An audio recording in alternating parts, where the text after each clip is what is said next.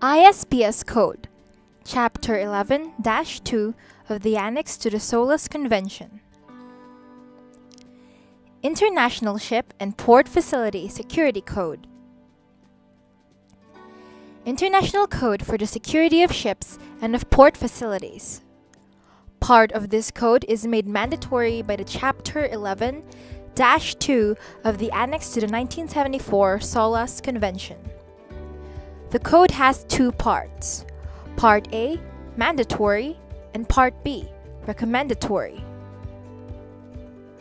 Objectives of the code: establishment of an international framework that fosters cooperation between contracting governments, government agencies, local administrations, and the shipping and port industries in assessing and detecting potential security threats to ships or port facilities used for international trade, so as to implement preventive security measures against such threats. Determining the respective roles and responsibilities of all parties concerned with safeguarding maritime security in ports and on board ships at the national, regional, and international levels. To ensure that there is early and efficient collation and exchange of maritime security-related information at national, regional, and international levels. To provide a methodology for ship and port security assessments, which facilitates the development of ship, company, and port facility security plans and procedures, which must be utilized to respond to ships or ports' varying security levels, and to ensure that adequate and proportionate maritime security measures are in place on board ships and in ports. The ISPS code applies to the following types of ships engaged on international voyages: passenger ships, including high-speed passenger craft or HSC; cargo ships, including high-speed craft or HSC of 500 gross tonnage and upwards; mobile offshore drilling units or MODU or MODU; port facilities serving such ships engaged on international voyages. Definitions from SOLAS Convention, Chapter 11-2. International Ship and Port Facility Security, or ISPS Code, means the international code for the security of ships and of port facilities, consisting of Part A, the provisions of which shall be treated as mandatory, and Part B, the provisions of which shall be treated as recommendatory, as adopted on December 12, 2002, by Resolution 2 of the Conference of Contracting Governments to the International Convention for the Safety of Life at Sea, 1974, as may be amended by the organization, provided that 1. Amendments to Part A of the Code are adopted, brought into force, and take effect in accordance with Article 8 of the present Convention concerning the amendment procedures applicable to the Annex other than Chapter 1. And 2. Amendments to Part B of the Code are adopted by the Maritime Safety Committee in accordance with its rules of procedure. Ship-port interface means the interactions that occur when a ship is directly and immediately affected by actions involving the movement of persons, goods, or the provision of port services to or from the ship. Port facility is a location as determined by the contracting government or by the designated authority where the ship or port interface takes place. This includes areas such as anchorages, waiting berths, and approaches from seaward as appropriate. Ship-to-ship activity means any activity not related to a port facility that involves the transfer of goods or persons from one ship to another. Designated authority means the organization or the administration identified within the contracting government as responsible for ensuring the implementation of the provisions of this chapter pertaining to port facility security and ship or port interface from the point of view of the port facility. Security incident means any suspicious act or circumstance threatening the security of a ship, including a mobile offshore drilling unit and a high-speed craft, or of a port facility, or of any ship or port interface, or any ship-to-ship activity. Security level means the qualification of the degree of risk that a security incident will be attempted or will occur. Declaration of Security, or DOS, means an agreement reached between a ship and either a port facility or another ship with which it interfaces, specifying the security measures each will implement. Recognized Security Organization, or RSO, means an organization with appropriate expertise in security matters and with appropriate knowledge of ship and port operations authorized to carry out an assessment or a verification or an approval or a certification activity required by this chapter or by Part A of the ISPS Code. Ship Security Plan means a plan developed to ensure the application of measures on board the ship designed to protect persons on board, cargo, cargo transport units, ship stores, or the ship from the risks of a security incident. Port Facility Security Plan means a plan developed to ensure the application of measures designed to protect the port facility and ships, persons, cargo, cargo transport units, and ship stores within the port facility from the risks of a security incident.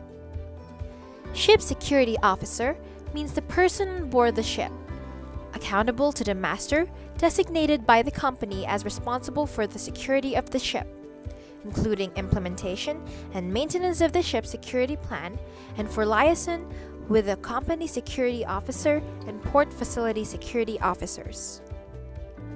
Company Security Officer means the person designated by the company for ensuring that a ship security assessment is carried out, that a ship security plan is developed, submitted for approval, and thereafter implemented and maintained, and for liaison with port facility security officers and the ship security officer. Port Facility Security Officer means the person designated as responsible for the development, implementation, revision, and maintenance of the Port Facility Security Plan, and for liaison with the ship security officers and company security officers. Security Level 1 means the level for which minimum appropriate protective security measures shall be maintained at all times. Security Level 2 means the level for which appropriate additional protective security measures shall be maintained for a period of time as a result of heightened risk of a security incident. Security Level 3 means the level for which further specific protective security measures shall be maintained for a limited period of time when a security incident is probable or imminent, although it may not be possible to identify the specific target. At Security Level 1, the following activities shall be carried out through appropriate measures on all ships, taking into account the guidance provided in Part B of this code in order to identify and take preventive measures against security incidents. 1. Ensuring the performance of all ship security duties. 2. Controlling access to the ship. 3. Controlling the embarkation of persons and their effects. 4. Monitoring restricted areas to ensure that only authorized persons have access. 5. Monitoring of deck areas and areas surrounding the ship. 6. Supervising the handling of cargo and ship stores. And 7. Ensuring that security communication is readily available. At Security Level 2, the additional protective measures specified in the ship security plan shall be implemented for each activity detailed above for Security Level 1, taking into account the guidance given in Part B of this code. At Security Level 3, Further specific protective measures specified in the ship's security plan shall be implemented for each activity detailed above for Security Level 1, taking into account the guidance given in Part B of this code. Whenever Security Level 2 or 3 is set by the administration, the ship shall acknowledge receipt of the instructions on change of the security level. Prior to entering a port, or whilst in a port within the territory of a contracting government that has set security level 2 or 3, the ship shall acknowledge receipt of this instruction and shall confirm to the port facility security officer the initiation of the implementation of the appropriate measures and procedures as detailed in the ship security plan, and in the case of security level 3, in instructions issued by the contracting government which has set security level 3. The ship shall report any difficulties in implementation. In such cases, the port facility security officer and ship security officer shall liaise and coordinate the appropriate actions. Responsibilities of contracting governments: approving the ship security plan or SSP and relevant amendments to an approved plan, verifying compliance with the provisions of Chapter 11-2 and Part A of the ISPS Code, issuing the International Ship Security Certificate or ISSC, setting the applicable security level, ensuring completion and approval of the Port Facility Security Assessment or PFSA,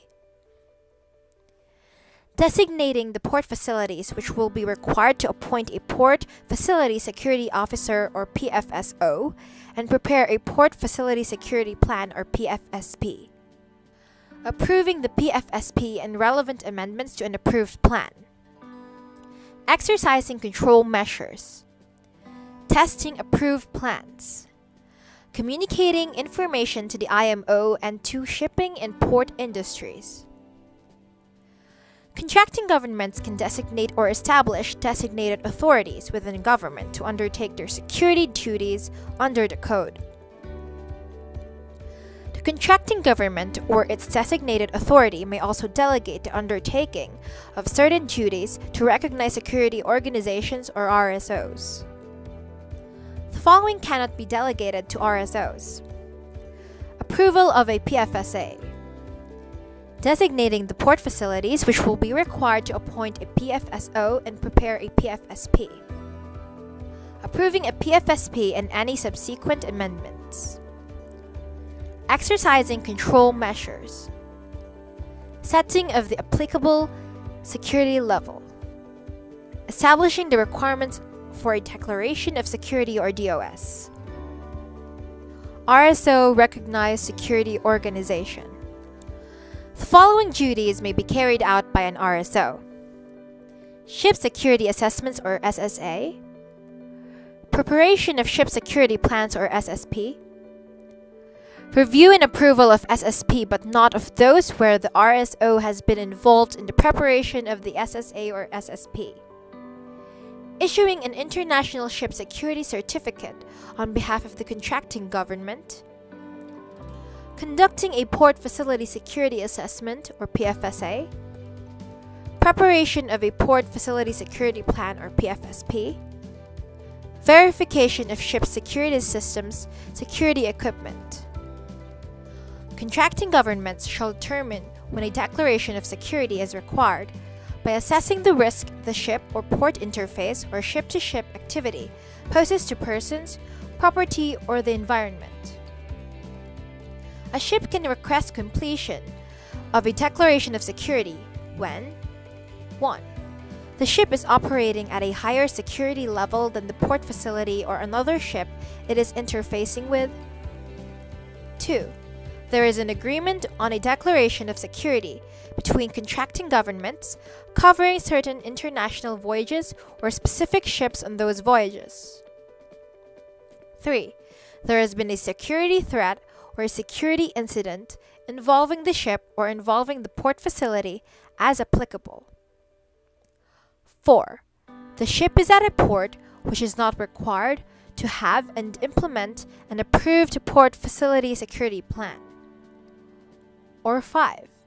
The ship is conducting ship-to-ship activities with another ship not required to have and implement an approved ship security plan.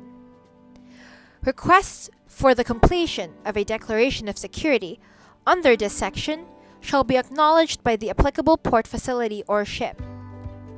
The declaration of security shall be completed by 1. The master or the ship security officer on behalf of the ship, and if appropriate. 2. The port facility security officer, or, if the contracting government determines otherwise, by any other body responsible for shoreside security on behalf of the port facility.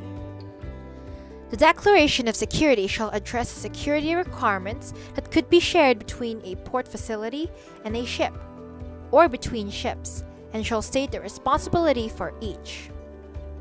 Contracting governments shall specify, bearing in mind the provisions of Regulation 11-2/9.2.3, the minimum period for which declarations of security shall be kept by the port facilities located within their territory. Administrations shall specify, bearing in mind the provisions of Regulation 11-2/9.2.3, the minimum period for which declarations of security shall be kept by ships entitled to fly their flag. This is an example of a DOS, or Declaration of Security.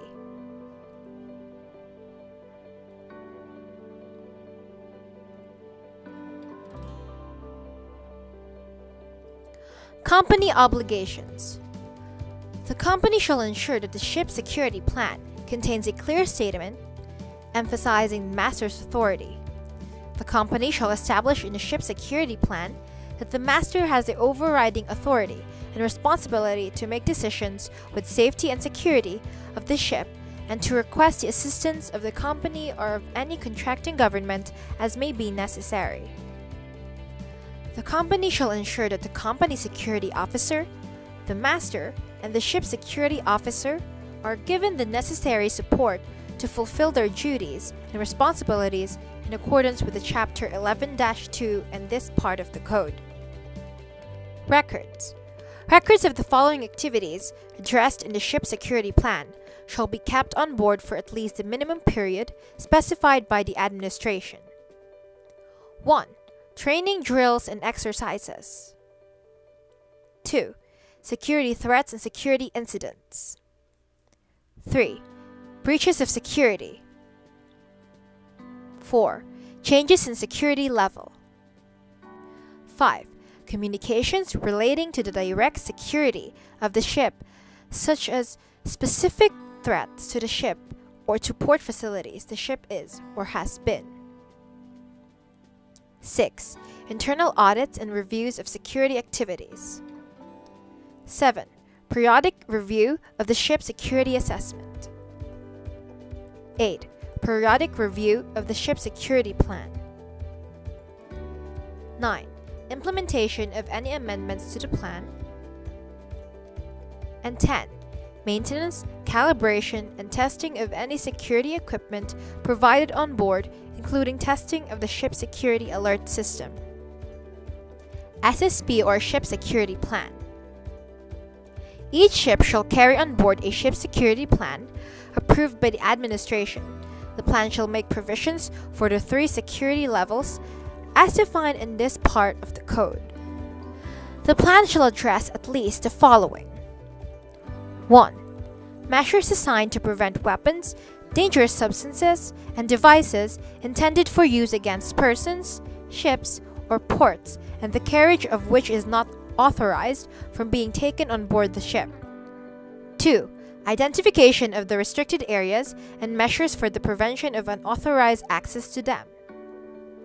3. Measures for the prevention of unauthorized access to the ship. 4. Procedures for responding to security threats or breaches of security, including provisions for maintaining critical operations of the ship or ship-port interface. 5. Procedures for responding to any security instructions contracting governments may give at Security Level 3. 6. Procedures for evacuation in case of security threats or breaches of security. 7. Duties of shipboard personnel assigned security responsibilities and of other shipboard personnel on security aspects. 8. Procedures for auditing the security activities. 9. Procedures for training, drills, and exercises associated with the plan. 10. Procedures for interfacing with port facility security activities. 11. Procedures for the periodic review of the plan and for updating. 12. Procedures for reporting security incidents. 13. Identification of the ship security officer. 14. Identification of the company security officer including 24-hour contact details. 15. Procedures to ensure the inspection, testing, calibration, and maintenance of any security equipment provided on board. 16. Frequency for testing or calibration of any security equipment provided on board. 17. Identification of the locations where the ship's security alert system activation points are provided. And 18. Procedures, instructions, and guidance on the use of the ship's security alert system, including the testing, activation, deactivation, and resetting, and to limit false alerts. CSO or Company Security Officer. Duties. 1. Advising the level of threats likely to be encountered by the ship, using appropriate security assessments and other relevant information. 2. Ensuring that ship security assessments are carried out. 3. Ensuring the development, the submission for approval, and thereafter the implementation and maintenance of the ship security plan. 4. Ensuring the ship security plan is modified as appropriate to correct deficiencies and satisfy the security requirements of the individual ship. 5. Arranging for internal audits and reviews of security activities. 6. Arranging for the initial and subsequent verifications of the ship by the administration or the recognized security organization. 7. Ensuring that deficiencies and nonconformities identified during internal audits, periodic reviews, security inspections, and verifications of compliance are promptly addressed and dealt with. 8. Enhancing security awareness and vigilance. 9. Ensuring adequate training for personnel responsible for the security of the ship. 10. Ensuring effective communication and cooperation between the ship security officer and the relevant port facility security officers. 11. Ensuring consistency between security requirements and safety requirements. 12. Ensuring that if sister ship or fleet security plans are used, the plan for each ship reflects the ship's specific information accurately. And 13. Ensuring that any alternative or equivalent arrangements approved for a particular ship or group of ships are implemented and maintained. SSO or Ship Security Officer. Duties. 1. Undertaking regular security inspections of the ship to ensure that appropriate security measures are maintained. 2. Maintaining and supervising the implementation of the ship security plan, including any amendments to the plan. 3. Coordinating the security aspects of the handling of cargo and ship stores with other shipboard personnel and with the relevant port facility security officers. 4. Proposing modifications to the ship security plan. 5.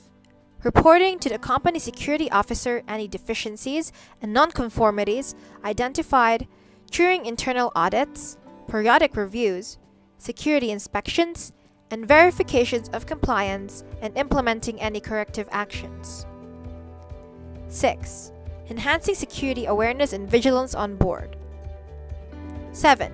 Ensuring that adequate training has been provided to shipboard personnel as appropriate. 8. Reporting all security incidents. 9. coordinating implementation of the ship security plan with the company security officer and the relevant port facility security officer. And 10. Ensuring that security equipment is properly operated, tested, calibrated, and maintained, if any. PFSP, or Port Facility Security Plan. A port facility security plan shall be developed and maintained on the basis of a port facility security assessment for each port facility, adequate for the ship or port interface. The plan shall make provisions for the 3 security levels as defined in this part of the code. PFSO, or Port Facility Security Officer. A port facility security officer shall be designated for each port facility. A person may be designated as the port facility security officer for one or more port facilities.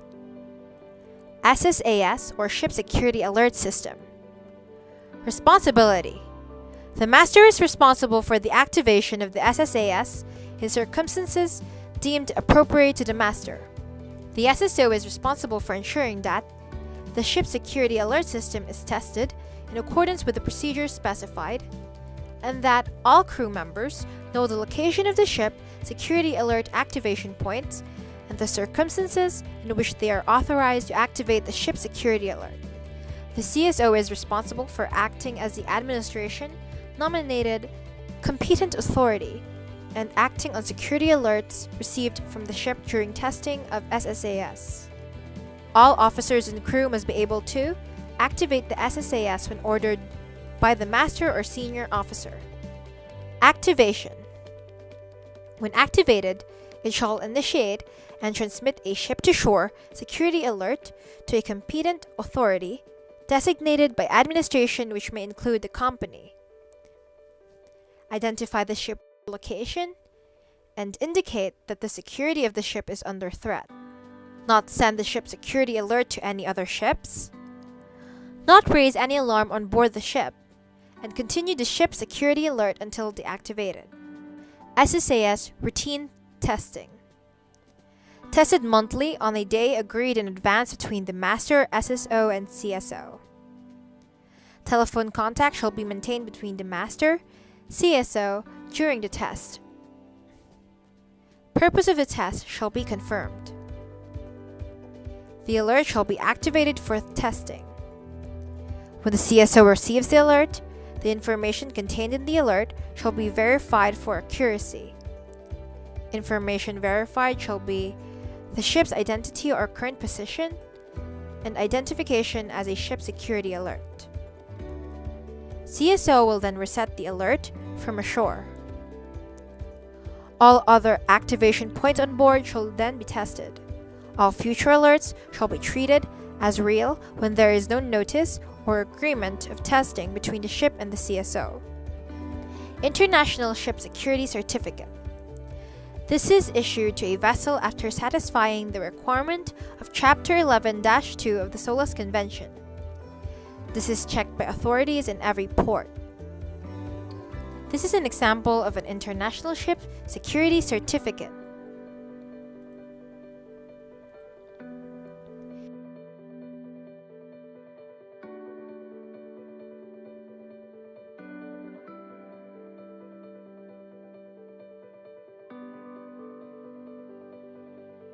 Thank you for listening.